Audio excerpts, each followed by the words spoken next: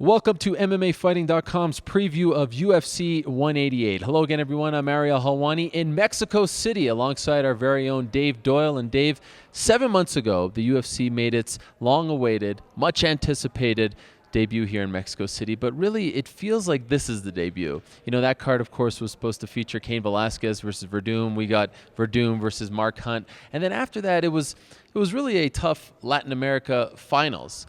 Now we get a real pay-per-view, filled with great fights, and that co-main event featuring Gilbert Melendez and Eddie Alvarez really, to me, is one of the most anticipated fights of the year. I cannot wait for that. We've been talking about that fight, it feels, media guys, for the last 5 years. I know you weren't there back in November, but do you feel like this one feels like the unofficial debut because Cain's on it and because the card is deeper? Oh, absolutely. I don't know how strongly this is playing back in the United States, but being here in Mexico City this week, this is a major event. This is a big happening. Yesterday at the open workouts, fans lined down the block. They were absolutely jammed. Cain Velasquez just got a superstar, absolute ear-splitting reaction from the audience. Today it was an absolute madhouse here at the open workouts as well, with all the Mexican media here.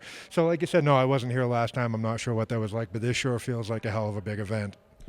That all being said, it does feel like UFC 188 has kind of flown under the radar, perhaps because of the big month of May with, Pacquiao Mayweather and then UFC 187. There was a lot going on last month. And then everyone's looking forward to UFC 189, Conor McGregor, Jose Aldo. And this one kind of felt like it came out of nowhere.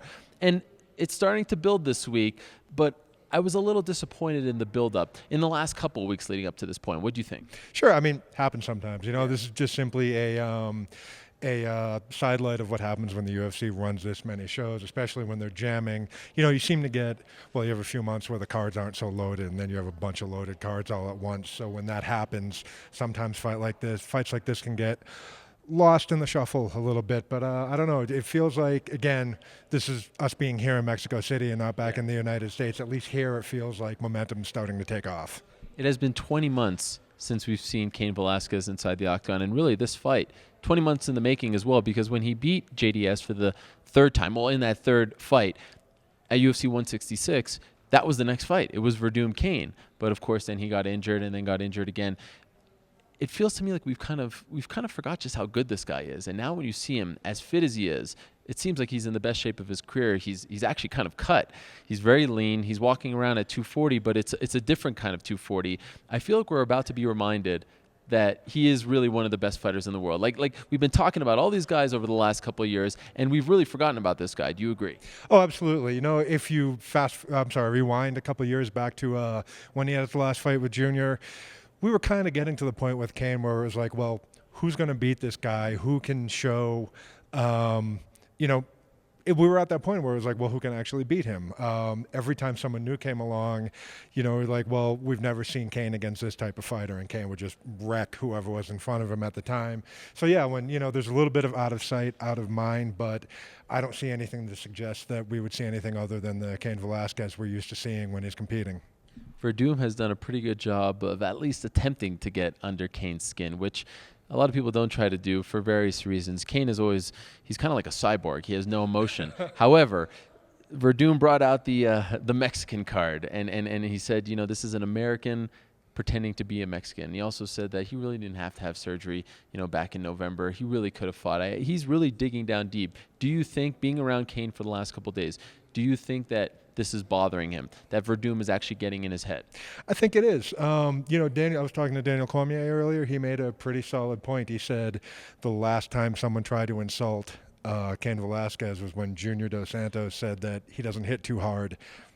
Go back to Junior now and ask him how hard he hits. I don't think, look, Cain's a stoic guy. He's not one to go out of his way to engage in trash talk or anything like that. But I think in this case, the still water runs pretty deep.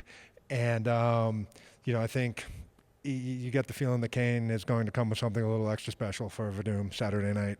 I find that this is one of the most fascinating, most interesting heavyweight fights in recent memory because of the simple fact, when it's wrestler versus grappler, wrestler versus striker, it's all well and good. We've seen that. But this is wrestler versus grappler. This is a guy who's so good at wrestling, who's so great with his takedowns, who's such a powerful force against a guy who's so good off his back, right? We've never really seen that with Cain thus far. what do you think is actually going to happen in this fight? Do you think there's a chance? We were talking with Junior Dos Santos earlier, and he says he thinks that Cain's going to want to keep this fight standing, which is a little rare for him. Do you think there's a chance that he will actually do that because he doesn't want to have Verdum off his back? Well, that's interesting too, because Verdum's always been kind of stereotyped as a grappler, but if you've watched his progression over the last couple of years, he's a far more well-rounded fighter than he used to be. Ask Travis Brown how Fabricio Verdum can strike now, but I don't know. It's sure, maybe he might want to keep it standing, but at the same time, we've said this before. We've said, well, what happens if someone gets Cain on the ground? What happens if someone does this? And Cain always seems to have an answer. So, I don't know. I should know by now not to count Fabricio Verdum out of any fight, but I just have a hard time seeing Cain not winning this fight. If Verdum wins this fight, is he the greatest heavyweight of all time? He broke the streak for Fedor, and now he beats Cain. That's a pretty strong case. I think you may have just answered your question there yourself. Yeah. Who else would have? He would have, if he wins, he would have convincing victories over the two greatest heavyweights of all time. So yeah, that kind of takes it. Where do you rank Cain right now? Do you rank him above Fedor? Wow, you just want me to step right in the hornet's nest, huh?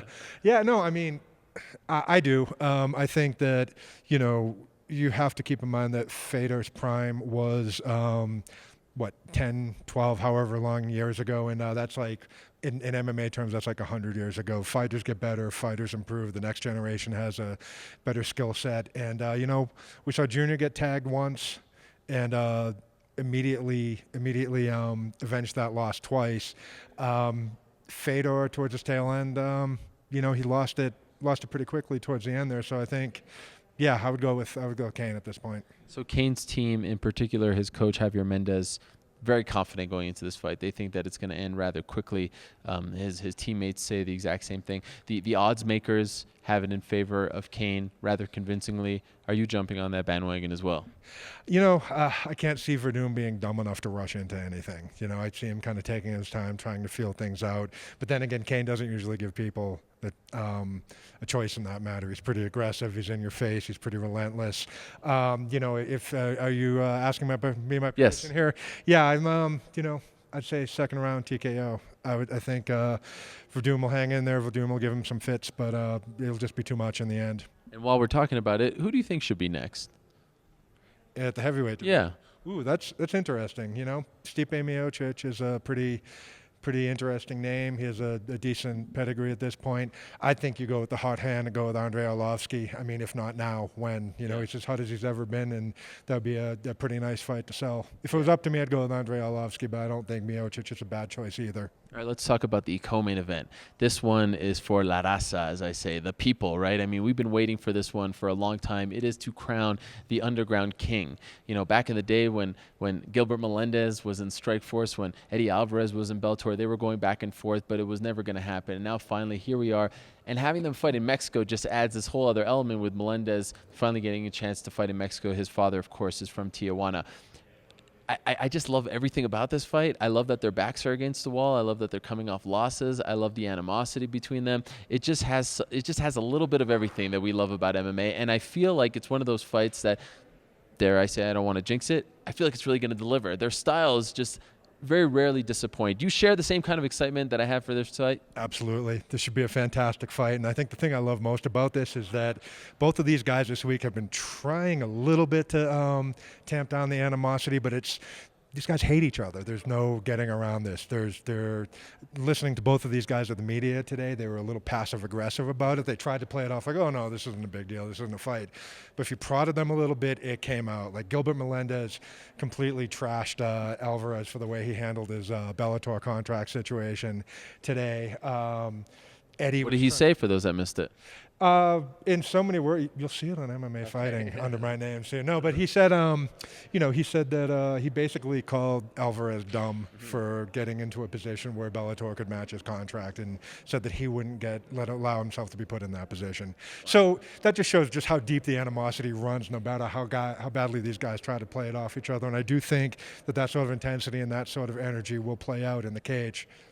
Do you think there's more pressure on Eddie's shoulders because he came into the UFC We've been waiting for that for a long time. A lot of hype. Finally, he's in the octagon. He loses, and we haven't seen him since. Melendez already fought for the belt twice. Some people still think he beat Benson Henderson. It feels like Eddie still has to prove that he belongs in the UFC. Do you agree? Yeah, there's that.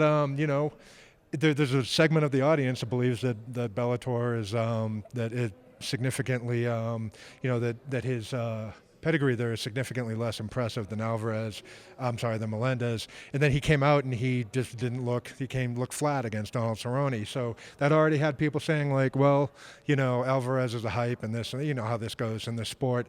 So if he comes out against Donald Cerrone and Gilbert Melendez and doesn't look good back to back, then yeah, it's not looking that great for him. Who are you favoring? Melendez. I just think there's two, he's been in there. He's been in these battles with a higher level of competition. I think he won the fight against Henderson. He was winning against Pettis until he got caught. I just think he's going to have too much and just has too much willpower, too much fire, and just a more well-rounded and more disciplined skill set than Alvarez. You think he finishes him?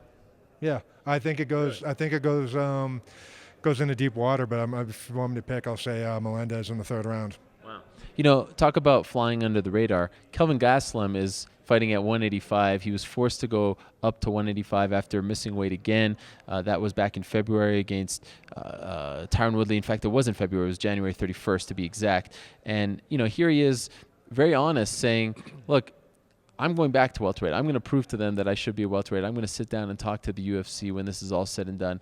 I'm a mediocre middleweight, but I could be a championship caliber welterweight. Do you feel like this will be one and done for him, a la Henry Cejudo, who they forced to fight at 135 and now is back down to 125? That's you just kind of stole my thunder from me there, Ariel. But yeah, that was exactly what I had going through my head when I heard this coming out of Kelvin Gastelum's mouth yesterday. And it's interesting because he has seemed more relaxed, more loose, not having to go through that brutal weight cut this time. But, props to him for being honest. If he feels that he doesn't have, the size, the reach to really compete with someone like Chris Weidman or Luke Rockhold, then why waste a couple of years in his prime kind of going down that path? So we'll see. I mean, Dana White did set the precedent with Cejudo that he'll give someone a second chance if you do things right. But now he still has to go out and beat Nate Marquardt. So, see what happens. What kind of expectations do you have regarding Nate Marquardt at this point in his career? Do you expect anything out of him? That's a good question. If this was a couple of years ago, right, he probably already would have been cut by the UFC, having lost 4 out of 5. It's a different world now because even if Nate Marquardt was to go out and lose Saturday night, if he got cut by the UFC, Bellator would still sign him in a heartbeat because he's a name. I don't know that I haven't seen much out of him that would suggest that he has another run left in him, and he does kind of come off like he's, just playing out the sprint string and collecting paychecks while he can. But, who knows? Maybe he'll come out and surprise us. You picking Gastelum? Yes. I don't see him finishing him, but I see him, the style matchup, I see it going the distance, and Gastelum just kind of grinding his way to a victory. All right, and let's talk about a couple more before we go. Let's talk about Yair Rodriguez versus your fellow Bostonian, Charles Rosa. Are you going to remain unbiased here or go with your Boston guy? I don't know. Rodriguez is a tough guy. We don't. I mean, I guess Rosa was too, but we haven't really seen him. We don't really have that strong of an idea of who he really is yet. He'll have 21,000 people who saw him on television and know him on his side. But, Rosa, maybe I'm a little biased, but he looked impressive in his last fight. He went, fighting in Boston. He went up against a Blackzilian guy, has an ATT guy, and finished him in his fight before that. I'm kind of blanking on that, but he had a fight of the night and the loss to Dennis Seaver, which he took on like 5 days' notice. Took on very short notice. So, you're talking about a guy who hasn't been afraid to go out there and stick his neck out and, take whatever comes his way. So this is his chance in front of a big crowd on a big show to show what he can do. Yeah, and I was talking to Rodriguez's wrestling coach, Izzy Martinez, who, of course, has been with John Jones for forever. speaks incredibly. I mean, of course, he's not going to, dog his own guy, but it was pretty amazing to hear what he was saying about Rodriguez. So I really like that fight. I think it's a fun fight to watch. One more fight on the pay-per-view, Angela Hill versus Tisha Torres, two Tough 20 cast members. Torres saying that, look, I was expecting someone a little more experienced, perhaps a little better than Angela Hill. Angela Hill, we didn't know a lot about her going into Tough, but thus far 2-0. Who you picking?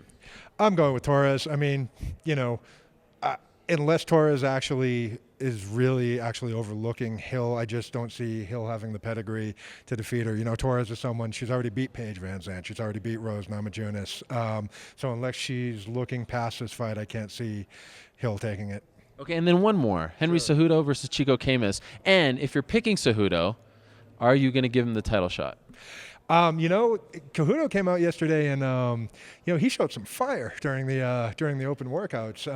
You don't usually see the flyweights really talk trash about each other. And he basically said, he called out, he said, John Dodson, Joe Benavidez, Demetrius Johnson, you better come get me now if you're going to beat me, because I'm only getting better and better. So I don't know. I like to see that fire. Like, that's been missing from the flyweight division. So, I had thought it had been a little early, but if he comes out and he really smokes his opponent here, considering the other guys haven't really done much to state their case, then maybe you go with it now. Who knows? It's amazing. There were some big fights leading up to this point, but no one really wanted to grab that brass ring. And now here we have Cejudo, the Olympic gold medalist, who's a tremendous personality. He has a great personality, talks a good game, and asks to fight on this card. I think we might see a breakout performance, and he might get the title shot after all. Great to see you back, my friend. Thank you. Great stuff as always. That is Dave Doyle, of course, of MMAfighting.com. You can read his coverage from Mexico City all week long. Great stuff coming out of him. And we'll be back, of course, on Fight Night, as usual, with our typical Fight Night coverage. It is a huge night, finally. 20 months later, we are going to see Cain Velasquez versus Fabricio Verdum, this time with a twist. Title unification bout. There can only be one. That's the tagline. There can only be one UFC heavyweight champion. We will find out the answer to that question on Saturday night here in Mexico. For now, we say goodbye. For Dave, I'm Ariel. Thank you so much for watching. We'll see you on Saturday night.